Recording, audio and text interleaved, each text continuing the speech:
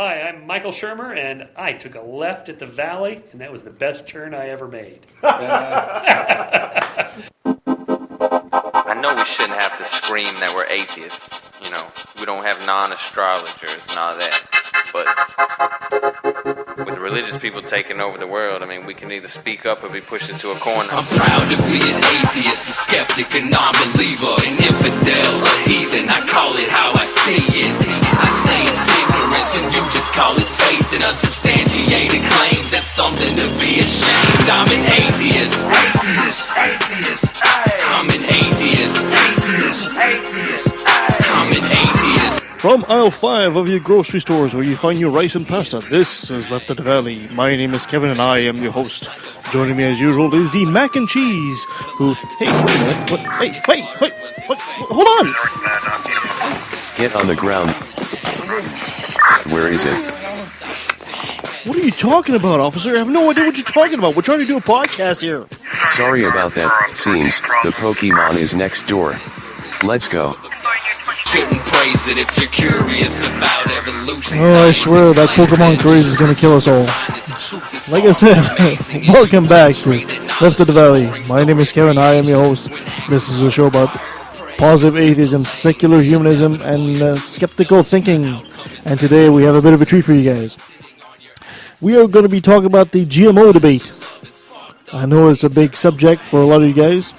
And we have a friend, Brian Gitschlag, that'll be online with us in a moment. And yours truly is going to play devil's advocate here for half a sec. And I'm going to be doing the anti-GMO argument versus Brian, who's going to do the pro-GMO argument. So, hey, how about we just dive into that right away? Huh? Sounds like a good idea? Good idea. Let's do it. All right, our next guest. Brian, are you with us? Yeah, I'm right here. Awesome. Let's bring him. Let's welcome him. If I can actually get the freaking applause to go. There we go. Thank you, Brian, for joining us. And that's our live audience. That's our very live audience. Welcome, Brian. We're really glad you're here to join us today. Yeah, thanks for having me. Now, Brian, for it's your first time here on the show. Would you be so kind to give us a Reader's Digest version of who you are?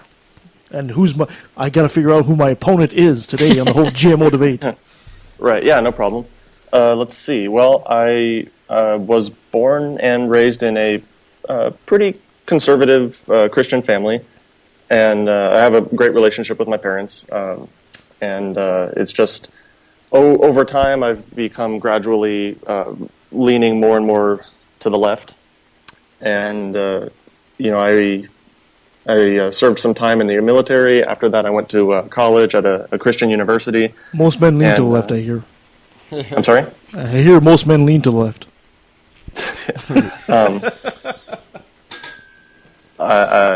Yeah. Sorry. See, I just threw you off. I just threw you right off the start. That's a point for me to begin with, all right? Okay. That's Kevin for you. Yeah. Keep going. So, So anyway, I went to a Christian university and started off double majoring in biblical studies and biology. And, it was around probably my sophomore year of college. I took a genetics class, and, that's around the time that I transitioned over from young earth creationism to accepting evolution. And since then, I haven't given up my study of religion and science and, both. I'm now in grad school doing a PhD in molecular biology. And I am, increasing my doubts about religion. I started applying the word atheist to myself about a year ago. Well, thank you so much for coming, and congratulations, I guess. What state are you in? Right now, I'm in Nashville, Tennessee. That's where you were raised? No, this is where I'm going to grad school. No, I was just wondering because...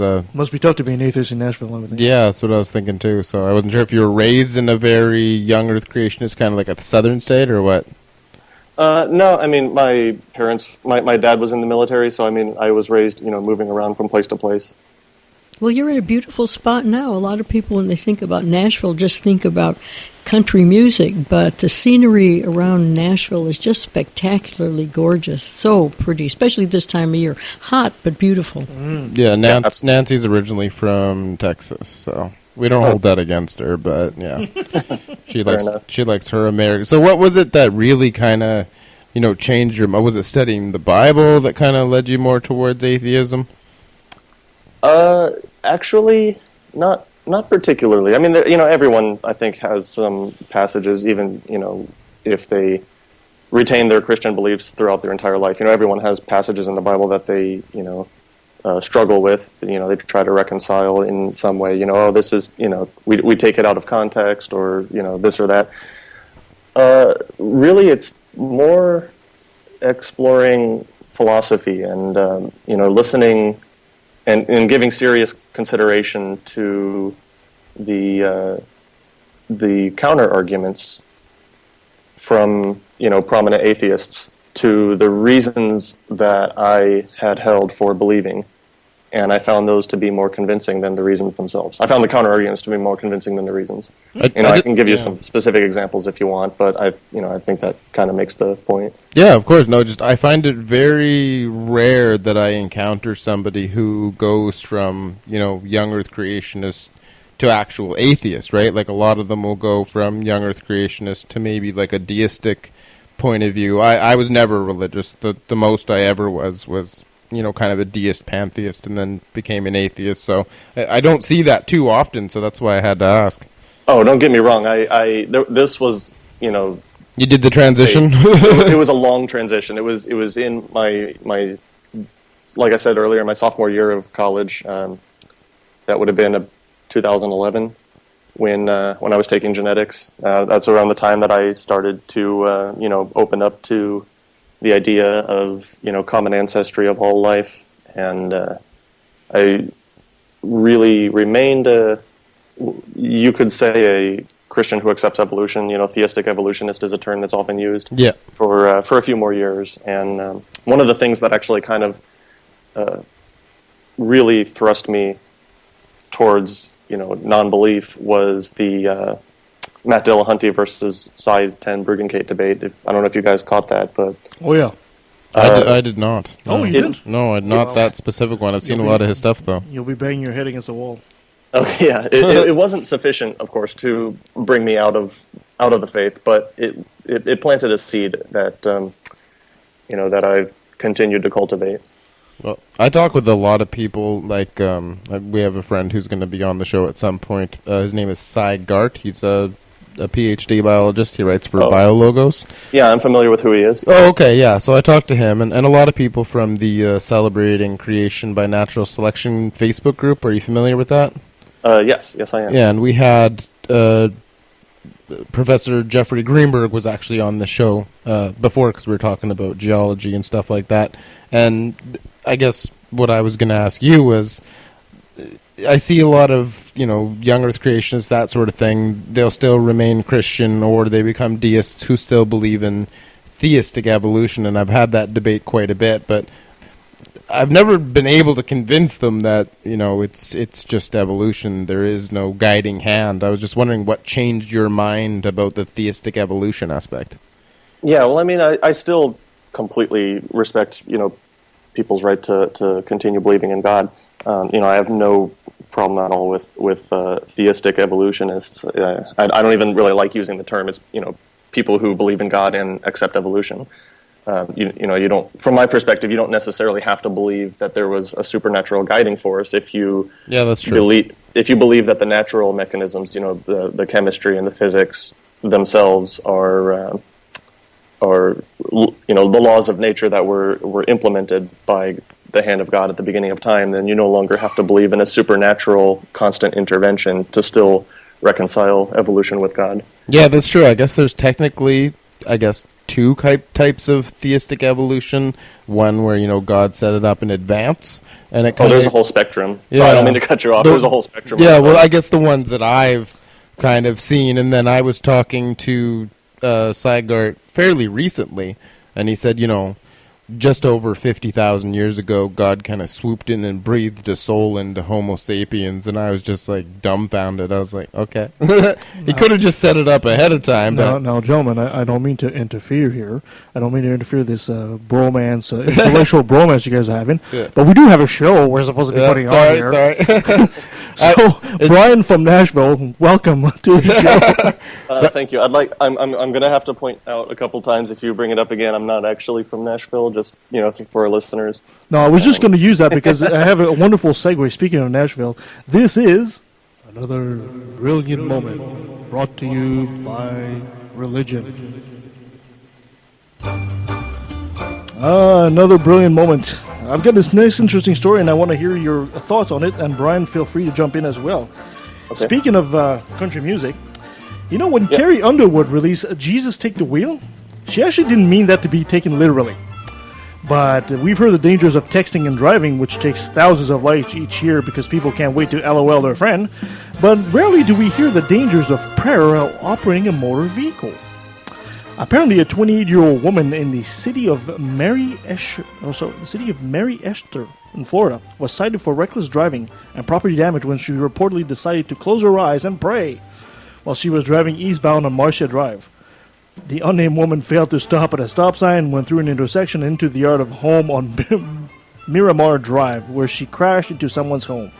She then tried to back out and got stuck in the sand. Now, my question is, guys, do you feel that religious people should have to pay extra insurance? Maybe just the literalists, eh? Well, as many driving tests as I've taken, I don't think I've ever seen the question, at what point do you allow prayer to take over? And then have multiple choice. It just, I doubt. I may have missed it. That's when you were taking your driver's license for a big rig, right? Right. That's right. Nancy's driven everything under the sun. Yeah. What were you going to say, Brian? Oh, I mean, you can pray with your eyes open, just like you can have a conversation with the passenger, and sitting next to you with your eyes open, and still have your hands on the wheel and pay attention. Just don't let go, eh? Yeah, don't let go of the wheel. Don't close your eyes and bow your head. If you need to, if that's how you pray, find a gas station before you pray. Yeah. I think you're right. I think closing your eyes is definitely the operative sentence there. Oh, my goodness. Yeah, well, I think it's interesting because the insurance companies are always looking for a way to make a new buck off people, so why not start charging religious people extra? Well, that kind of fits with not taking things too literally, eh? Yeah, you could call it guardian angel insurance to make sure you don't crash. Oh. All right, so today we are talking about GMOs. Okay. So that'll be fun. All right, Brian, me and you, buddy, and Tyler's going to be in your corner, so you guys are going to kick my ass. Nancy, you going to try to give me a hand or something? No, I'm taking a break and listening. That's going to be awful. This is my listen and learn part of the show. Okay, I for this segment, I did not do any research whatsoever, and I did that on purpose. Because one, I'm lazy, and two, because I wanted to play the part of somebody, the average Joe that just hears the buzz line out there. So I'll try to counter whatever Brian has to say, or it's more likely Brian's going to counter whatever I have to say, and see where that leads us. You good with that, Brian? Fair enough. Excellent. I just have one thing that I've spoken to Brian about this in many, many different, talks and Facebook and stuff. And one of the things that stuck with me that you said was that it's an empty syringe. I was hoping maybe you could start with that. Empty syringe? Yeah, were you addressing that? When you say start with that, you're addressing that to me or to Kevin? No, to you, because that was one thing that you said, and I used that over and over and over again, because I've never really thought of it myself, and now it makes perfect sense. So, and I find that I've actually been kind of getting through to people. It's this public misunderstanding of science. You want to give us a couple of a little context here? What do you mean by empty syringe? Yeah, that's what I'm asking. Yeah, sure. Well, I can't actually take credit for the expression. It's an analogy I heard from someone else. I can't even, so I'll just say it's an unknown benefactor that I don't recall the name of. But anyway, I use it because it's a pretty fair analogy that, genetic modification is a breeding technique. The conventional way of breeding is you take 20,000 genes from one organism and combine it with 20,000 genes of another organism of the same species, and you're mixing and matching entire genomes, and you don't exactly know perfectly well what you're producing, but it's something that people have refined over thousands of years of selective breeding. But what modern biomedical technology has allowed us to do, or I should say biotechnology, not biomedical, but what modern technology has allowed us to do is take just one gene or a promoter for one gene and move it over to a different organism, and that allows us, number one, to cross the species boundary, and number two, to do this, take what used to be conventional breeding and just do it in a much more pinpointed, much more precise way, where we can really more accurately predict what the outcome is going to be.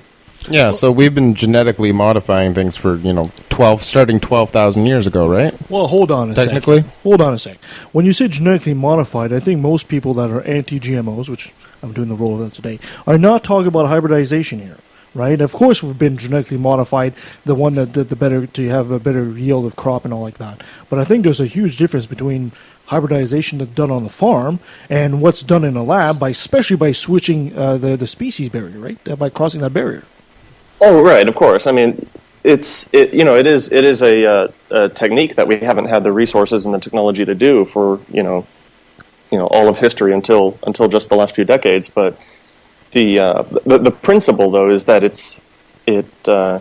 like I said, it's you're taking one gene or one promoter and moving it over to another organism. So you're still following the pattern of hybridization, but just in a much more narrowed way. More controlled, right? Wouldn't that be? Exactly, yeah. And so, I mean, when I use the expression, it's an empty syringe, it's the technique that I'm referring to, or I'm referring to the fact that it's a technique, and it's not, when you see this package that says, this was produced with genetic modification, all that tells you is a technique that was done. It doesn't give you any information about what's in the food or the nutritional content or the food safety content of what you're eating. Yeah, so you could be saying the syringe isn't the bad thing. I mean, if you're injecting vitamins, that's good. If you're injecting heroin, that's bad. Right? Does that make sense? That's a good way to a good extrapolation of the analogy, I would say. So it just sounds, Kevin, address you here, it sounds kind of like people use the naturalistic fallacy, that it's okay if they're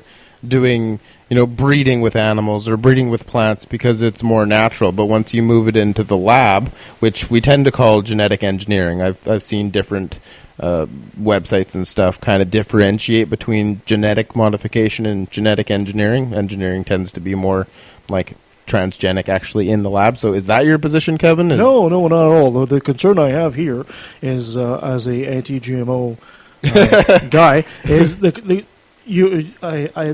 concern is when if you're doing hybridization and you mix in a corn with a different type of corn to end up with a better corn, that's fine. When you mix in a corn with fish genes, that's a bit of a problem.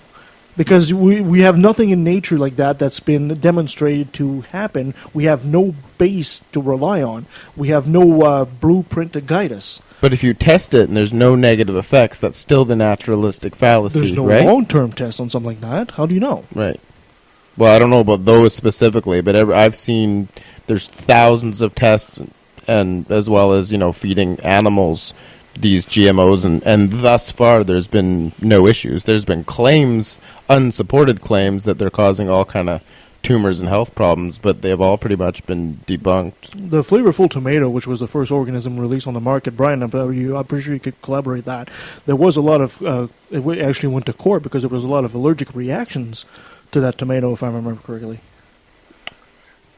I'm not familiar exactly with the history of the flavorful tomato, so I'm going to have to defer to, I'll take your word for it with what you describe. I would have to question, though, the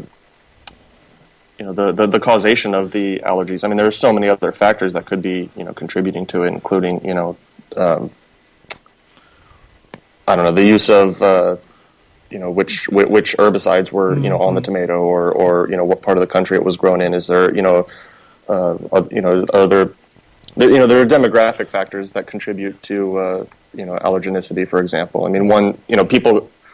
I'm kind of deviating with your specific example, but in general, on the issue of allergenicity, we live in a much more sterile environment than we did in generations past, and more indoor lives, and that causes people's immune systems to develop with a much lower degree of conditioning against potential allergens. So I mean, there are lifestyle differences between this generation and 3 or 4 generations ago that are strongly impacting what people are allergic to, and it just happens to correlate without being a causative link to the development of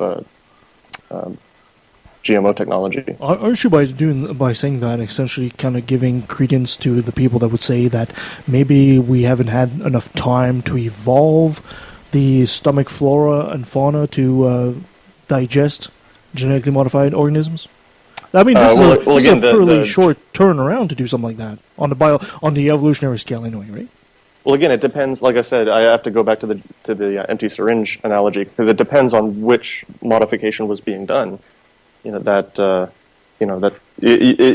just blanket state that shouldn't we give it more time to evolve before we can eat GMOs. Well, it depends on the GMO. It depends on what was what exact genetic modification was done. That's going to determine. And it assumes that your body can actually tell whether it's a protein from genetic engineering or if it's simply from selective breeding and that sort of thing. I mean, we did the milk thing pretty early on, and I mean, we adapted, right? Yeah. We weren't like, well, let's wait till we evolve and then we'll drink milk. Well, no, we had to drink milk and then kind of evolve with it, right? Well, I'm not so sure, because even today, most of the world is actually lactose intolerant. I mean, as adults, yeah. As adults. It's usually Caucasians and European descents are much more tolerant to milk.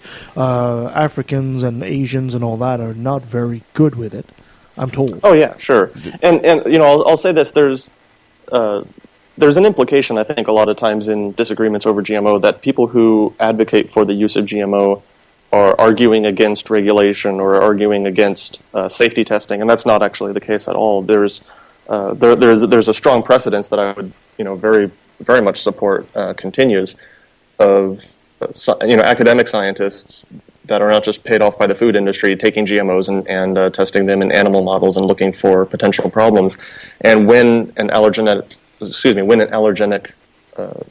detrimental effect arises, that's linked back to a GMO product. When the actual specific genetic modification in question, was implicated in some sort of an allergic reaction, then that is something that tends to get published in the literature. I can give you a couple examples. There's a paper by Prescott and colleagues in a 2005 copy of the Journal of Agricultural Food Chemistry, and there's another one by Nordley and colleagues in the New England Journal of Medicine back in 1996, the first year that GMOs became really on a large scale. I believe it's around that time, about 20 years ago now, that GMOs became on a large scale used in American agriculture. In both of these cases, it was found that this particular genetically modified product was found to have to elicit an allergic reaction, and thanks to that process of safety testing, these particular products were never released to the food market, and that's how the regulation and the testing should go. And if it is indeed found that a particular example of a GMO product has a higher allergic reaction, then that should be what's on the safety label. This package of soybeans warning may contain peanut protein, or something like that. That I would for sure get behind and support that level of testing. But just saying this is a GMO product paints with such a broad brush. It doesn't really give you any information that's useful. Yeah, but about what's in the food. As well as I do that in this era of government cuts and everything, most testing is actually not regulated by government. It's actually done by the industry itself. Don't you think they have a bit of an inner bias to say, of course our products are safe? Well, I mean, you can go on to NCBI and there's thousands, just plenty of publications to keep you busy for the rest of your life on GMO foods, and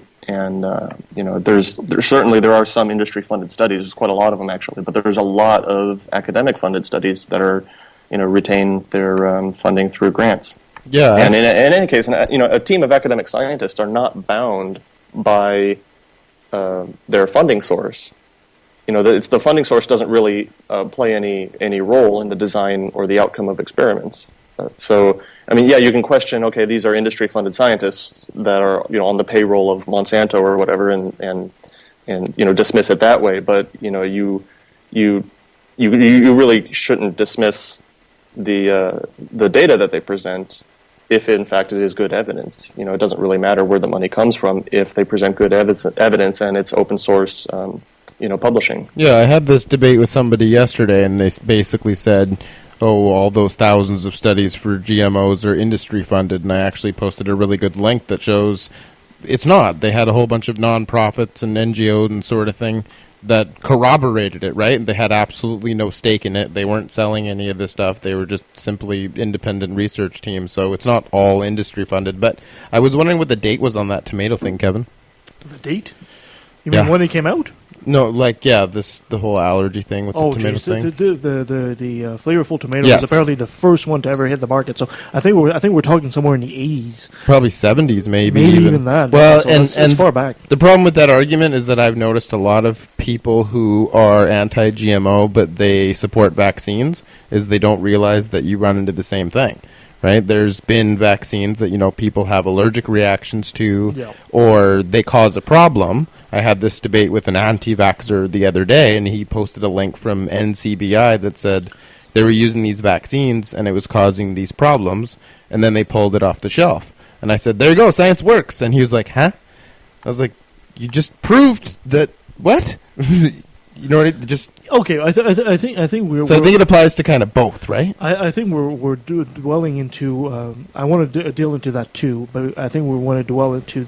Let's stick with the GMO thing first, because your comment there refers to the source and the money behind all this, right? When it comes to vaccine, for example, when you have private enterprise, the best example I can give is look at the Ebola scare we just had in the States.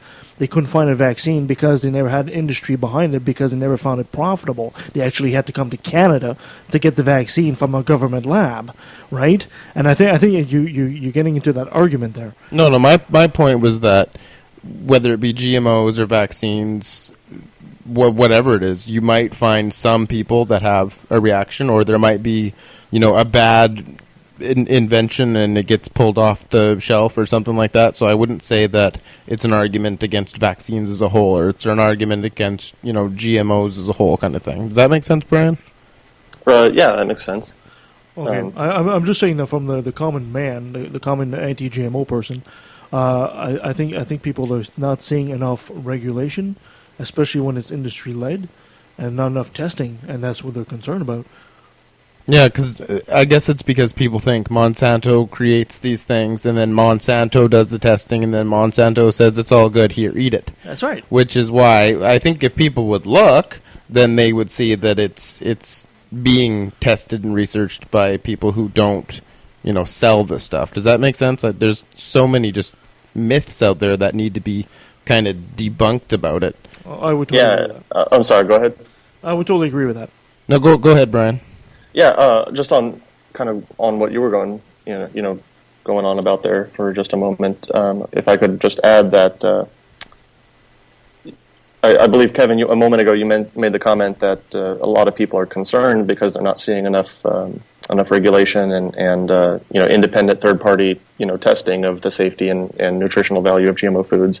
Am I summarizing your Yeah, well, let me put it this way. From my point of view, okay, you have an industry. Let's take the big evil one, the Monsanto one that everybody hates, right? You have an industry that used to do chemical weapons, and then this industry starts devolving into pesticides and now GMO foods. I'm sorry, I have to stop you there. Chemical weapons? Can you? In the past, apparently Monsanto used to dwell into they created Agent Orange and stuff like that. Yeah, well, I mean, they were never. Now, if one of your listeners out there has a stronger background in the history of Monsanto, then I encourage them to to either email you guys or I believe you have a Facebook group, to basically make voice their criticism there, but. My understanding is that Monsanto was never in the chemical weapons business. You're right. They did create Agent Orange. That was an herbicide, though, and it was used as a a jungle defoliator, so to Okay. speak. I don't know if that's the right word, but of They course, it was a didn't tragic, they didn't unfortunate, weaponize it.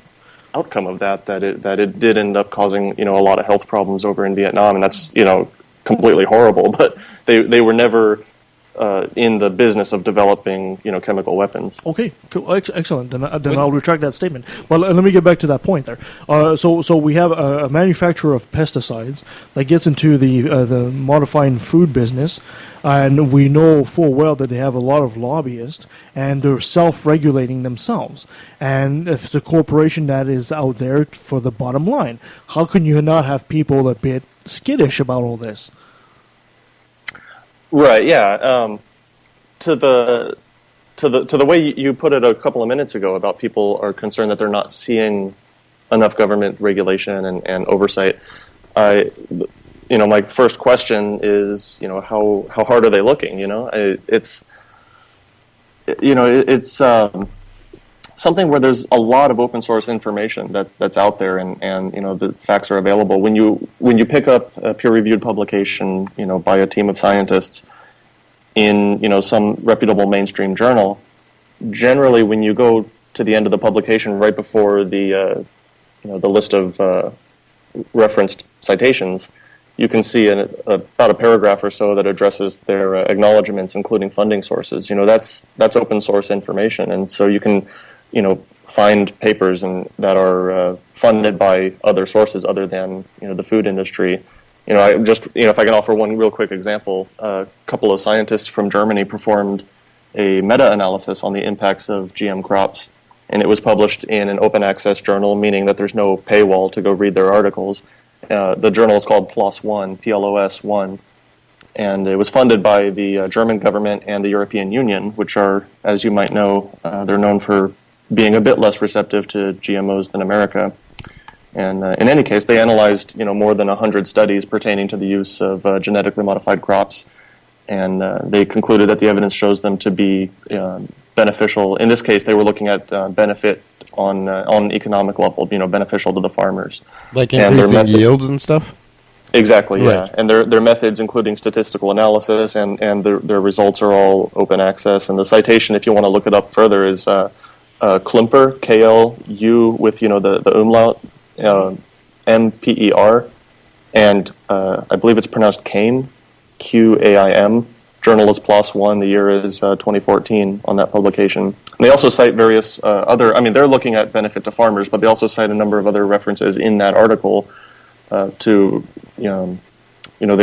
cite references to scientific agencies and regulatory bodies and other studies concluding that consumption of GM foods are also safe for humans, and their production is safe for the environment. And sometimes better than nature. Like, you can continue. I was just saying that it is, no more dangerous than the natural food. But then we have things like golden rice, which is better than natural food. Okay, hey, speaking of golden rice, now were you done, Brian?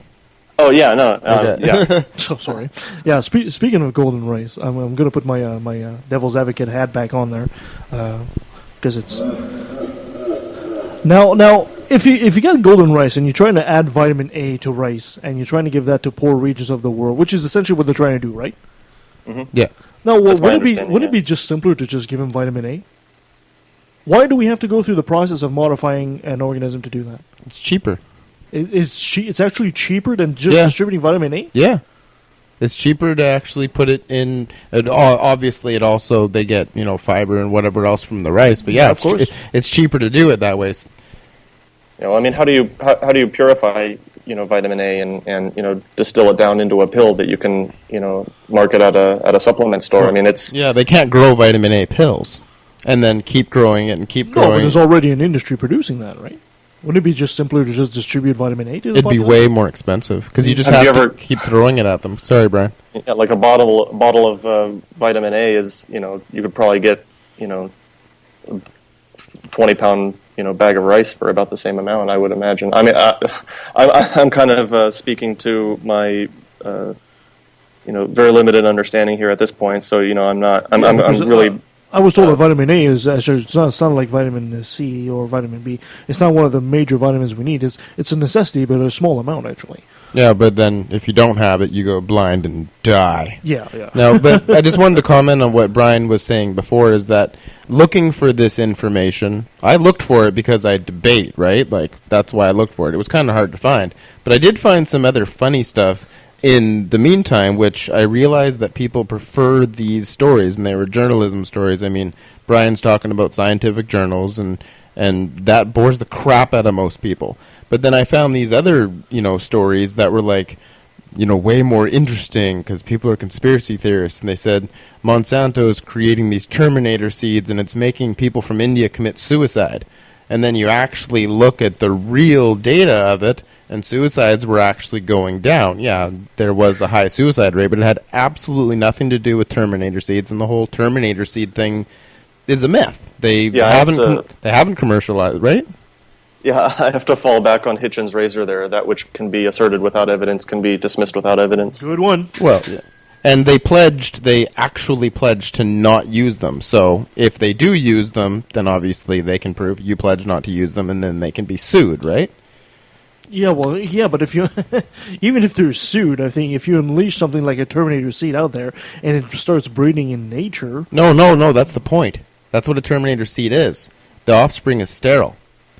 So basically, it forces the farmers to buy seeds every single year. Yes. So, but there do seem to be some benefits to it, because I was having a discussion with some people the other day who were actual scientists, and they were saying GMOs might decrease biodiversity, right? So that was kind of one of the solutions, was to have these seeds be sterile, because if you have a whole bunch of basically clones, then they take over, right? And then they end up not having enough biodiversity, and then a pest comes that they're a pathogen that they can't deal with, and then they all get wiped out, and then you have a famine like they had in the 1800s in Ireland, right? Mm-hmm. So there's just so many myths out there. There's actually a really good site on NPR. It's 5 GMO seed myths busted, and it kind of talks about a lot of the stuff.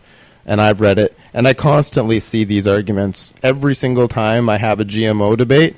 The same shit, like Monsanto suing people for their seeds blowing into the neighbor's yard, or Terminator seeds, and all this stuff that has been debunked a long time ago. But those are the interesting stories, right, Brian? As opposed to scientific journals. Yeah, for sure. If I can give a quick plug, actually, real quick, I would really recommend that anyone interested in the public debate over whether or not GMOs are safe and whether or not the implementation of them in food agriculture is a good idea, go to the Genetic Literacy Project website. It's geneticliteracyproject.org, one word. And I mean, there's just a wealth of more journalism-style writing. It's not the really dry, peer-reviewed academic publications, but they cite the academic work. And there's one example that is a response to another article published back in was actually a couple of years ago now. 10 studies proving GMOs are harmful, and that was I believe it was published on. Sorry, give me 1 second here. It was published by Collective Evolution. I don't know if you're familiar with that. Yeah. If anybody wants to know about Collective Evolution, look them up on a Rational Wiki, and then you'll laugh your ass off. Keep going. Okay. Nice. I like the soundbite there. Anyway, so Collective Evolution published a study, or not, I shouldn't say a study. They published an article back in April of 2014. So yeah, it was a couple of years ago now. 10 scientific studies proving GMOs can be harmful to human health.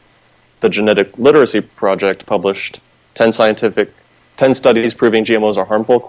Not if science matters. And I would really recommend people read both of those articles, and then if need be, if their mind still isn't made up, then click on all the hyperlinks that are cited in the Genetic Literacy Project article and follow up on all the academic papers that they cite. And that's really just a long-winded way of telling people I would really encourage you to force yourself to be really well-informed before before taking an ideological stance one way or another on GMOs. Yeah, I found that website, okay, I can't talk. I found that website to be very helpful. That's where I read a lot of stuff, and I obviously cross-referenced it. I found some really good articles, pretty much the same articles on Forbes and whatnot. There's one that's called 2,000 Studies That Show GMOs Are Safe. There's another one that's the debate about GMOs is finally over. I found that on Forbes. I also found it on the Cornell University website, and it just studies and studies and studies. How many studies do you read? These are thousands. Yeah, these are thousands. I mean, when you're reading, like Brian said, meta-analyses, it's one study of hundreds or thousands of studies, right? So there's a new category now on the net. Instead of Wikipedia, it's Tylerpedia. Yeah. I want everybody to go. It's all there. It's understandable. It's fun to read. And I stole all of it from Brian. Now, Brian, quite honestly, between you and me, because on the whole GMO thing, quite honestly, I'm on the fence. Because I understand the science is good. I get that. I get that the science is good. I think like a lot of people that are anti-GMO, what I think these people are concerned about is the motivation behind it, right? I mean, we were just talking about a few minutes ago about the Terminator gene, right? Why would you even go and create such a thing, right? What and then say no, we're not going to release it? I mean, really? I mean, you talk about companies, which, let's face it, corporations as a whole don't have a very good track record of keeping their word. Well, the reason is that they can't sell seed. Sorry, the reason is so they can't sell, a batch of seeds to a farmer, and then the farmer never has to come back because he can they're naturally replicating, right? Well, I mean, that's a fair point also. But on top of that, though, if a company like Monsanto were producing genetically modified seeds that started to proliferate in the wild, then the GMO naysayer crowd would cry foul as they should. It's a legitimate criticism to make that Monsanto is ruining the ecosystem by producing these seeds for farmers that are proliferating in the wild. And the unintended but then if they produce these seeds that are Terminator seeds that don't proliferate in the wild, now the criticism is, well, what's their financial motive? It's like they're damned if they do, damned if they don't. Yes, absolutely. And I support the Terminator seed thing specifically because it really could screw up biodiversity. They take, I don't know if you guys know anything about the famine in Ireland in the 1800s, but that's basically what happened. They were using clones, right, which is basically the same thing, and these clones took over. And because they're clones, they're all susceptible to the same thing, right? So one thing gets infected, they all died, and then obviously people had a famine. So I support the Terminator, but you give a name like the Terminator, that just sounds evil as shit, doesn't it? But aren't you, Tyler, putting, if you put this technology in the hand of farmers, aren't you kind of putting the farmers in the hand of the company? Well, they don't have a choice at that point. You should know me. I'm a very left-wing democratic socialist, I guess you might label me. I'm very pro-regulation. I'm not a big fan of profit from... I would probably take it out of the private sector if it were me. Yes, I would agree. What do you think about that, Brian? I think that's what people are That's afraid what of. Kevin's worried about, is that it's going to be abused by big business, basically. It's like having health care in the United States in the private sector. They screw people over so they can make a bunch of money, that kind of thing. We don't have that here in Canada, If the concern is a giant, corporation making billions of dollars while screwing people over, I mean, if that's the concern, and okay, that's a legitimate concern we can talk about. But, I mean, if that's the concern, then why are we singling out GMOs? Because, I mean, Whole Foods is a multi-billion-dollar corporation. Why aren't people, going after big organic? Because genetic engineering sounds like food that's going to create the X-Men. Wouldn't that be more reason to want to eat? I know. I'm like, sweet. Yeah, absolutely. I'd be like Cyclops. I'm already blind. So if you're eating organic, you don't have any superpowers? It just sounds scary. The Terminator gene, genetically engineered, like this mad scientist that's, got this weird glowing fish and slicing it with your breakfast cereal, and the next thing you're fucking walking around glowing. That's what people think, I think. Let's also admit that we don't have a whole lot of long-term studies for genetically modified food, right? It's a recent We have thing. it since the 70s. That's a pretty long time. That's less. That's a generation tops. Pardon me, Brian? Oh, well, I was going to say, I don't know about the 70s. I believe GMOs became really mainstream In the 90s? In the mid-90s, yeah, mid to late 90s. But at the same time, there is a publication, I can give you the reference for if you want. It's in the Journal of the Royal Society of Medicine. And that basically concluded that for more than 15 years now, hundreds of millions of people across the world have consumed genetically modified foods with no reported ill effects or health-related legal cases. And then there was an additional 2013 publication in the journal Critical Reviews in Biotechnology that reviewed more than 1,700 scientific papers on genetically modified crops and food, and it also concluded that no plausible evidence exists for dangers of GMOs to either animals or humans. Well, and I think you're right. I understand Kevin's perspective is this could be abused and hurt people for money, but like you said, that applies to a lot of things, right? I also think that, you said for 100,000 people have been eating GMOs. I think when the anti-GMO crowd thinks of GMOs, they don't think about hybridization. They really don't think, and they don't have a problem with that. But they do have a problem, especially, and that's a good question for you, Brian, maybe you can answer this. Maybe the technology and the technique itself is, because a lot of this technique is actually introducing a gene with the help of a virus half the time, is it not? There are. Could there be some fear just because of that? I'm sorry? Could there be some fear because of that too? I mean, people misunderstanding that you're using essentially a virus to introduce a gene into another cell, right? I think that right there, that kind of sounds like a scary thing too for most people. The word virus. Yeah, absolutely. The word virus, makes it scary, but there's it's like the word bacteria. There is good bacteria, right? Yeah, and people are not. Why is he looking at me? This is not to say that people are releasing live viruses into genetically modified seed. It's that would be a huge misconception. I mean, scientists are they know not to take a virus and leave it alone and then just add one more gene and say, okay, it's good to go. You can eat this now. Yeah. Yeah. There is a okay. So the people who are against or have concerns about GMO foods being on the market want the GMO foods and the production thereof to be tightly regulated and to be tested for safety, and I completely agree with that 100%.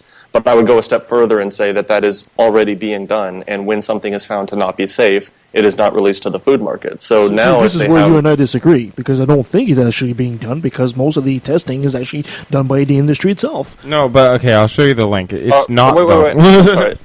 Sorry. Most basic science research is funded by academic institutions and federal research grants. There are, I completely agree, especially in the case of GMO foods, quite a large number of industry funded, but there are, when you see a meta-analysis like 1,700 scientific papers, you're talking about a collection of papers, many of which are funded by the industry, many of which are funded by academia. And the point is to have independent studies from independent organizations that converge on the same conclusion. That's when okay, yeah, there's really something to this. Yeah, exactly. So I'm not sure if you saw my status today. I mean, I was being facetious, but I said maybe we should change the term genetically engineered or genetically modified organisms to scientifically improved organisms. And then yeah, I saw that. And then people will be happy about it. That might be a better selling point. Good point. Okay, what else was I going with this? Yeah, you lose. Hey. Easy. I'm putting up a good fight here. I've learned lots from Brian. I just read some of Brian's. I probably copied and pasted so many of his comments into my notes file on my phone just so I can go back and read it. One of the really funny things is we were talking about the mandatory, the GMO labels on food. And Brian, you said something along the lines of, if you actually told people what was in it, they wouldn't understand it anyways. Like, you go to the grocery store and you look at your food and it says, this expresses the protein B132 4Q. What?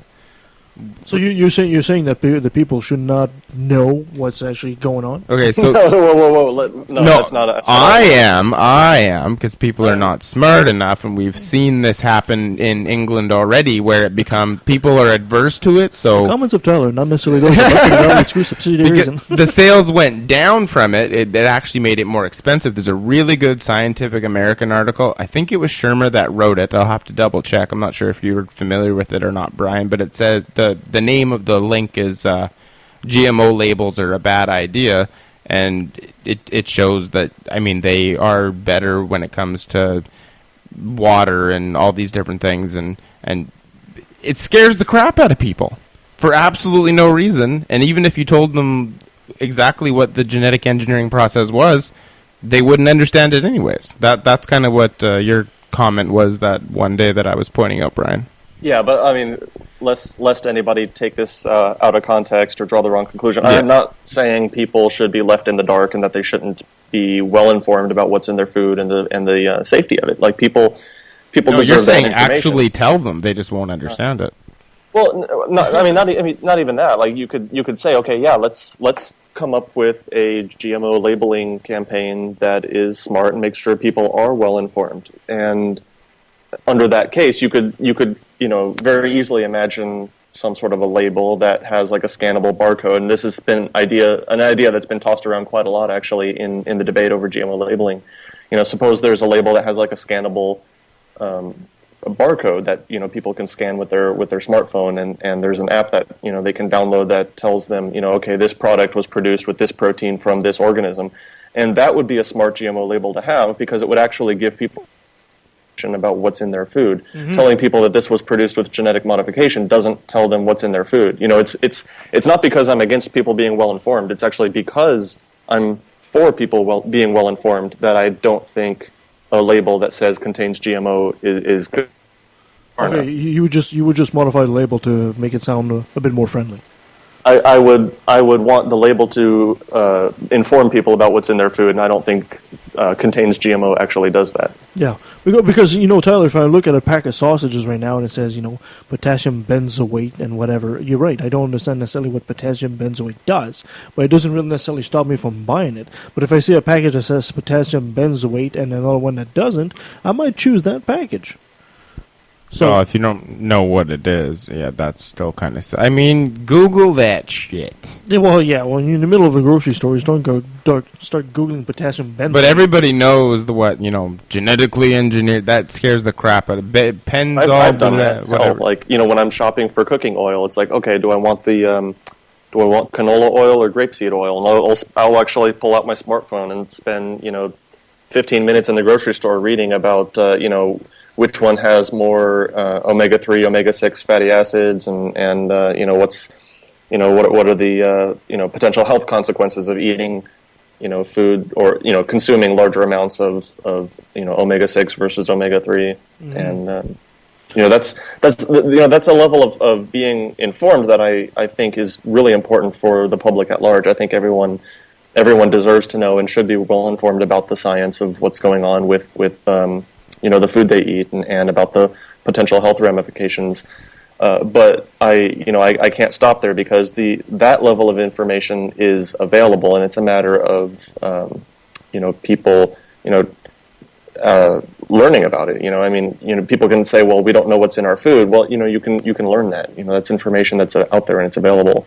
And when a company produces GMO products and they don't, there's no oversight, there's no safety testing, there's no regulation, that's a concern. That's when I would jump on board with the GMO, the anti-GMO crowd, and say, hey, wait a second, you gotta have some level of transparency here. You gotta tell people what's in the food. But again, just a label that says contains GMO doesn't do that. Well, and doesn't it make it more expensive for the companies that are selling it, which kind of makes it kind of unfair in a way? Because that's what they saw in England it scared people, but it was also more expensive for them. So, I'd like to see a study where they have, rice for sale in the grocery store, and one says enriched with vitamin A, and the other one says contains GMO. I mean, exactly the same rice, though, right? And then see what happens. I think people would be like, oh, enriched with vitamin A, that's awesome. That's good for me. Oh, genetically modified, I don't want to eat that. It'll turn me into a mutant.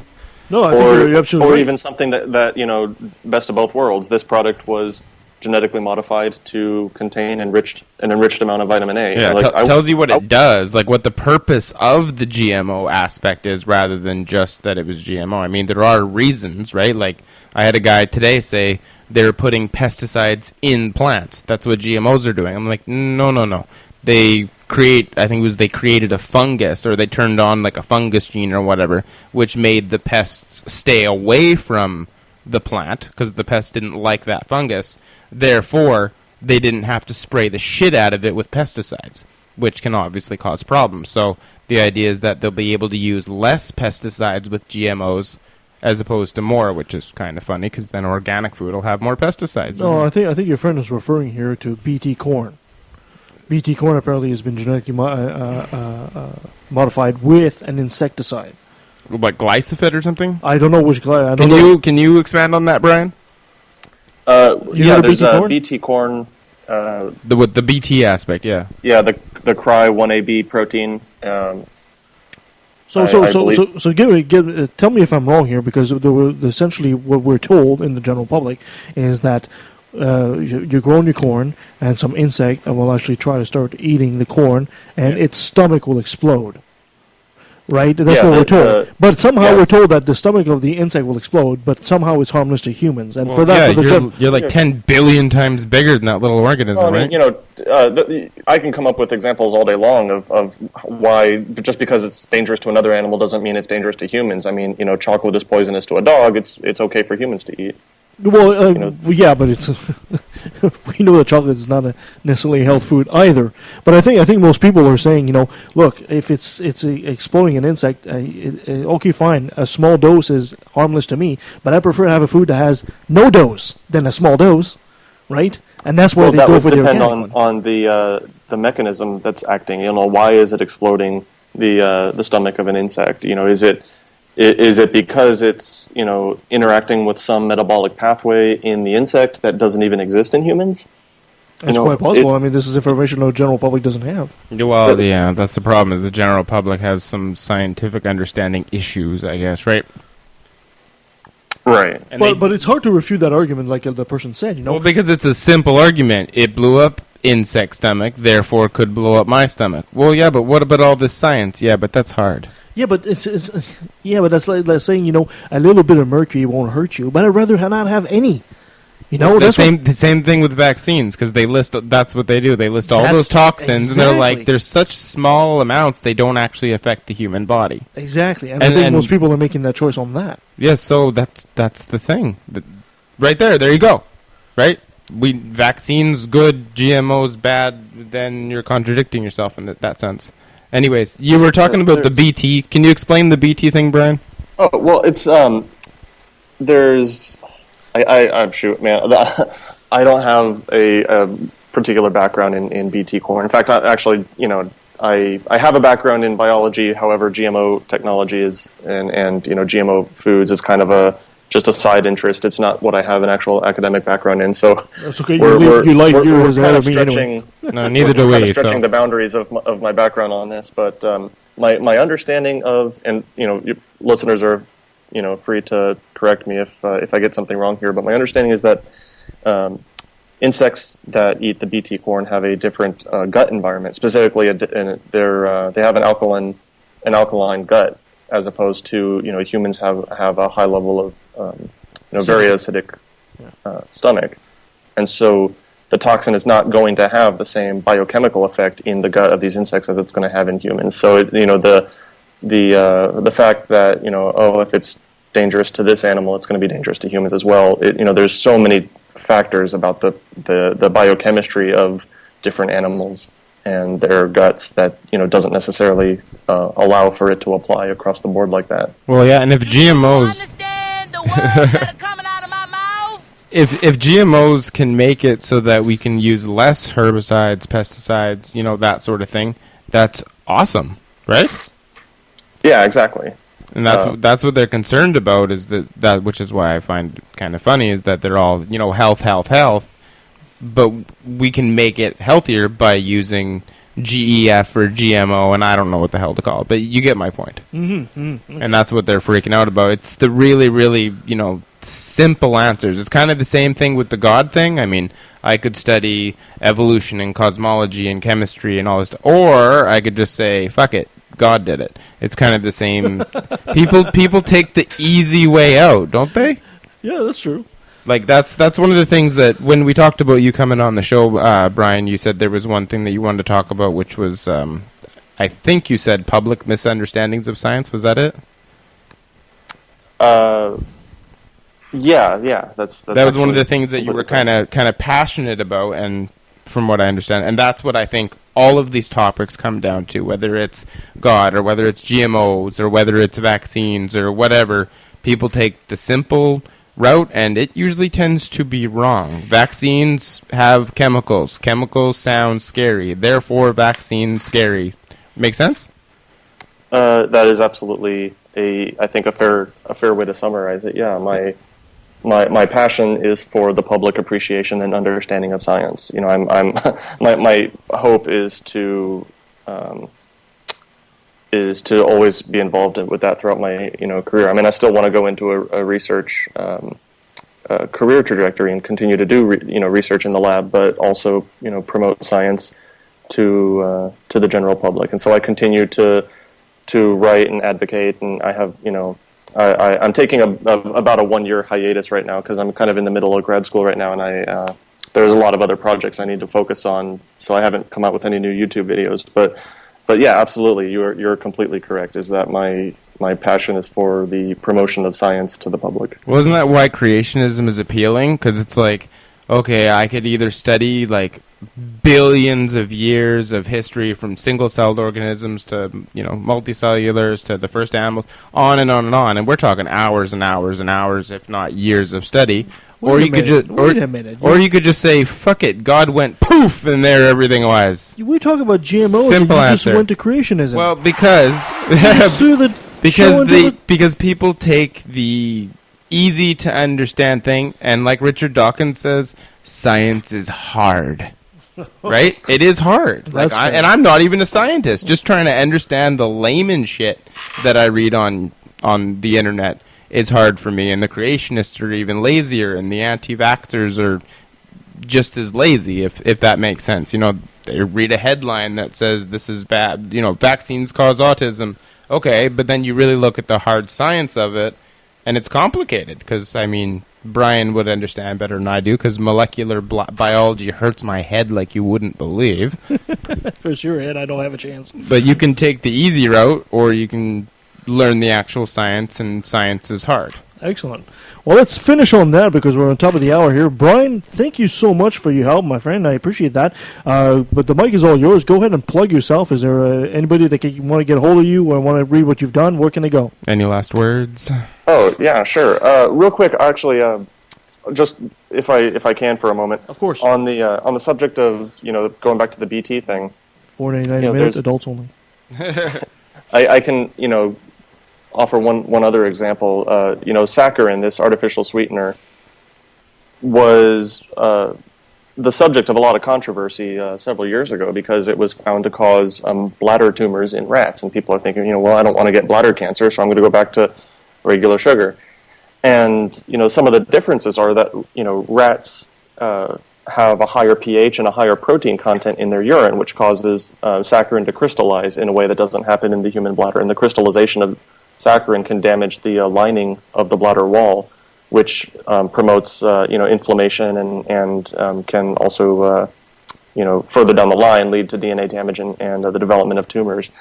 And it's just it's one example where just because something's dangerous in one animal doesn't mean it's going to be dangerous in the humans, because there's a lot of biochemical differences across the species boundaries. But is it cheaper to produce saccharin than it is to produce sugar? Is it why would they create this product to begin with? Well, artificial sweeteners are generally hundreds of times sweeter than sugar. Like sucralose I believe is 600 times sweeter than Just regular sucrose, and There's the other one, aspartame, is about 200 times sweeter. So you really are consuming hundreds of times more sugar to get the same effect. In fact, if you look on a package of Splenda or Sweet and Low, you find that actually the number one ingredient is dextrose. That's just glucose. That's one of the two molecules, the other being fructose, that combine to form sucrose, which is normal table sugar. So most of the content in an artificial sweetener package is actually sugar, and then there's a very, very small amount of the artificial sweetener, which gives it, the bulk of its sweetness. So you just gave a very detailed scientific explanation as to how it doesn't transfer from, a mouse to a human. But all I heard was it gives mouse cancer, therefore must give me cancer. Hey, I was playing devil's advocate. All right, keep going. You debunked. You and I were talking about cancer and animal studies and that sort of thing in the Left at the Valley Facebook group, and I was defending the using the animals thing, and then Brian decided to swoop in there and use the mouse Splenda bladder example, and I was like, fuck. So I'll always remember that example. I was like, God damn it. He always does that. He always shows up when I'm winning a debate, and then he says something, and then I just instantly fucking lose, and then I have to copy and paste his comment so I don't forget it later. I like Brian already. Prick. Brian, where can people find you if they want to learn more about you? Well, you can always email me at naturallegion@gmail.com. That's NATURALEGION. Just a contraction of natural and legion. And the point of that is it's kind of this little nickname I thought of when I was coming up with a name for my YouTube channel. And the YouTube channel is the same name, by the way. It's just go to YouTube and type in Natural Legion, one word, one L. Yeah, it's great. It's great. It's very, very good. I think I saw a couple of videos. Yeah, I only have a couple of videos so far because, like I said, I took a hiatus about a year ago. I haven't put up a fourth video yet, but it's growing, but slowly. And I'm gonna next month, actually, a little over a month from now, early September, I'm going to be taking what's called the qualifying exam, and that marks the end of the didactic portion of my PhD program. And at that point, I will be taking fewer coursework, and I'll have a little bit more time in addition to my project for my thesis to be able to focus on science education and public the public promotion of science. And one of the avenues of that is going to be to really ramp up the production of YouTube videos.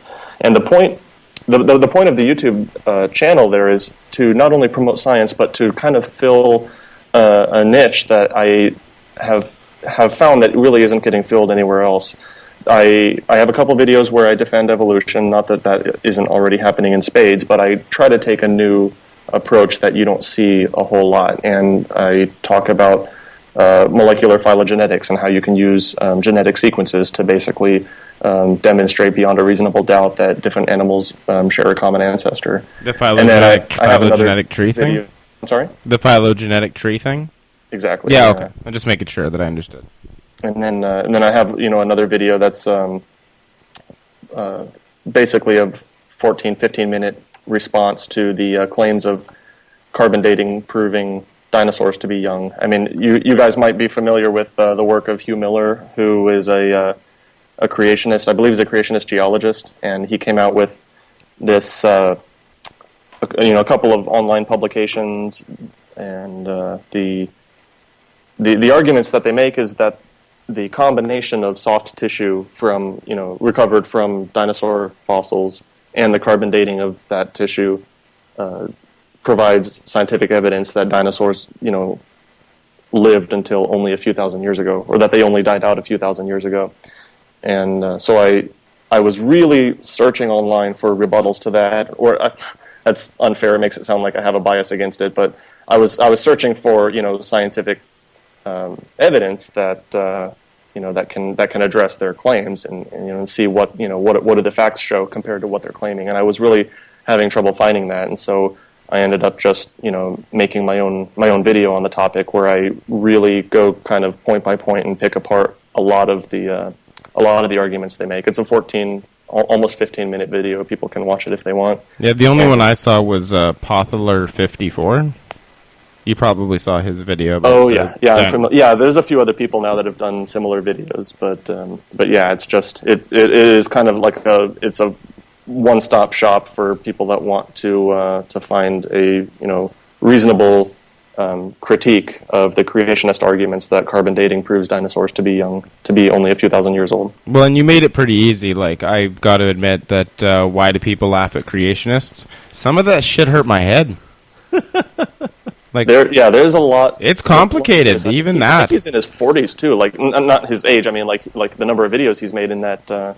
Yeah, it's good, but some of it is really hard to understand. So. Well, thank you so much, Brian, for all your time and everything. I appreciate that. And can I ask you a quick favor before we let you go? Yeah, no problem. Can I have you say, "Hi, I'm Brian Gitschlag, and I took a left at the valley"? Hi, I'm Brian Gitschlag, and I took a left at the valley. That's awesome. Thank you, Brian. Thank you so much. Yeah, no problem. Talk to you soon. All right, sounds good. And that was Brian Gitschlag. Nice guy. We'll have to keep an eye on him for sure. You're taking some good guests here, I think. Don't you think? I think so. Well, tough on my end.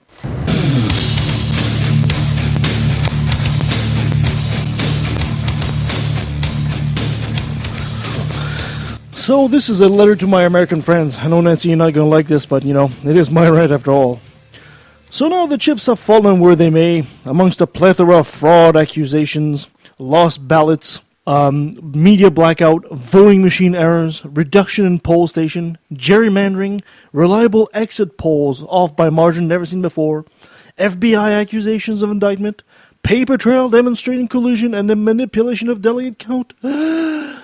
The Democrats have finally crowned their lame queen despite the obvious will of the people in putting their faith in Bernard Sanders. And the rest of the world looking upon this farce of an election is shaking their head in disbelief. The old adage that people get the politicians they deserve resonates strongly here. So now the leader of the strongest country in the world is to be chosen between a loudmouth buffoon whose claim to fame include failed casinos, stakes, and bigotry, not seen since Nazi Germany, or a corrupt politician so bland that paint watches her dry. Congratulations to the bought-off Democrats. You just might have handed the White House to his hugeness. What were these people thinking? Now, I know Americans hate being told what to do, but even a fleeting glimpse of the rest of the world would have pointed out that Sanders was the obvious choice for president. Every election, we tell ourselves we wish for politicians that don't just talk the talk. Sanders has over 30 years' record of doing just that. His opponents don't. Every election, we wish for a politician who understands the plight of the average Joe. Now we have a multi-millionaire facing a billionaire instead of a veteran senator with a regular house and salary. Every election, we wish for someone who represents their constituents. Now we have a proven bought-off politician facing off one who buys people off. Every election, we wish for a scandal-free, upstanding citizen. Now we have chosen two individuals rife with problems instead of the man who keeps his word. This election isn't about left versus right, or Democrats versus conservatives. It's about old way versus new, past versus future. And for now, it seems that despite the efforts of millions, the past, keep things like they are crowd has won. And the millennials will be stuck with the bell. I understand their anger. I'm not even American and I'm angry at this. How can you have polls after polls showing a clear trend of Sanders winning over Trump? The same poll showing Hillary tied or losing. And even Trump admitting he'd rather face Hillary than Bernie. Fall on deaf ears. How can America ever be looked upon as a beacon of democracy with this farce of an election? How can the UN ever ask the US to verify the authenticity of questionable elections abroad with this joke? How can the rest of the world take America seriously after 2016? Bernie Sanders did something the US hasn't seen since before Reagan. He opened the eyes of the people, got them to participate in their politics, which is especially difficult with the young, got them to care, and made American dreams again of a better world. Now Bernie has been replaced by a lame duck, scandal-ridden, and most importantly, totally uninspiring candidate. I'm not a betting man, but I think they've just handed the reins of power to the toupee of reality TV. You cannot win the presidency if you cannot inspire people. And Hillary's ace, which is the first woman president, although historical, isn't enough to inspire the legion of voters needed to beat the angry, racism-filled side across the aisle. So, my American friends, I humbly suggest that you pull yourself together and really revolutionize the system. Time to change the paradigm. Because if the election goes as planned, blue versus red, there will not be any light at the end of the tunnel for quite some time. And history and your children will judge harshly those who don't act. Sincerely, a Canadian friend. Well, that takes us to the end of our show. I want to thank you, Tyler, and thank you, Nancy, for being with me here today. You guys, you know I can't do this show without you. Coming up soon, we should be doing a show on homosexuality. We got shows on housing coming up, shows on talking about the Great Flood. We also have a show on homo nality coming up, and also mythicism.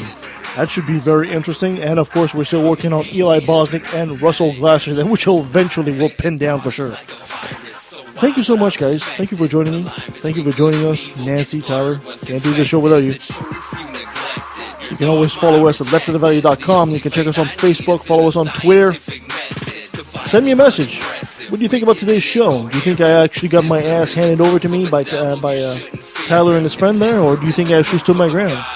Send me a message at leftatvalley@outlook.com. Guys, ladies and gentlemen, until next time, thank you. Story of creation. When actions are required, praying is just delaying the inevitable. You're doing zilch and the outcome is measurable. It's literally like sitting on your ass or taking a nap when somebody you love is fucked up and needs your help bad. How the fuck can you justify the genocide and pain caused by your code? There must be something missing in your brain. I'm proud to be an atheist, a skeptic, a non-believer, an infidel, a heathen. I call it how I see it.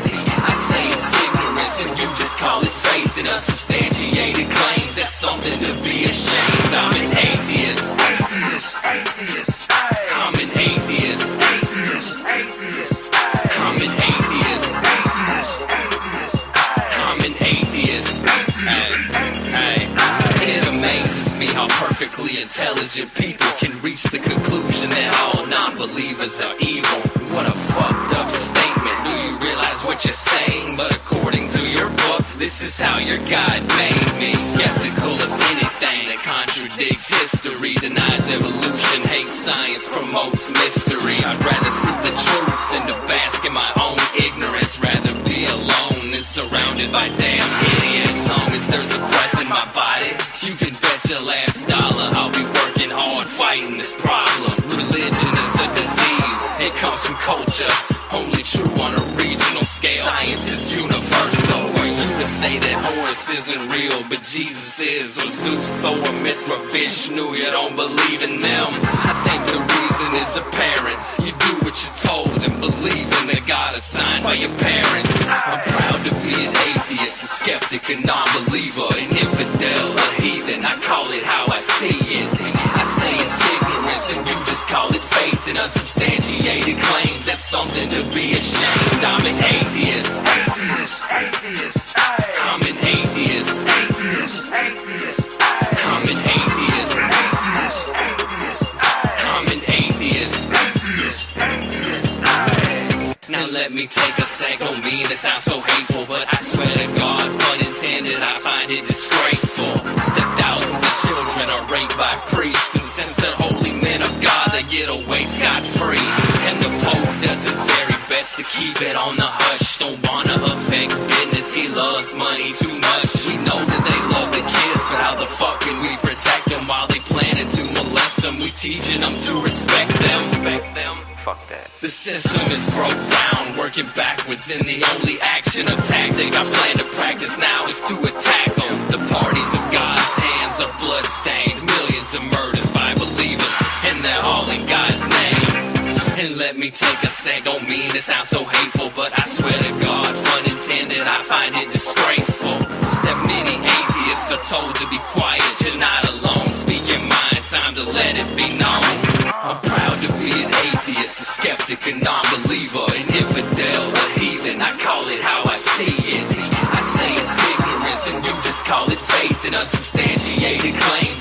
nothing to being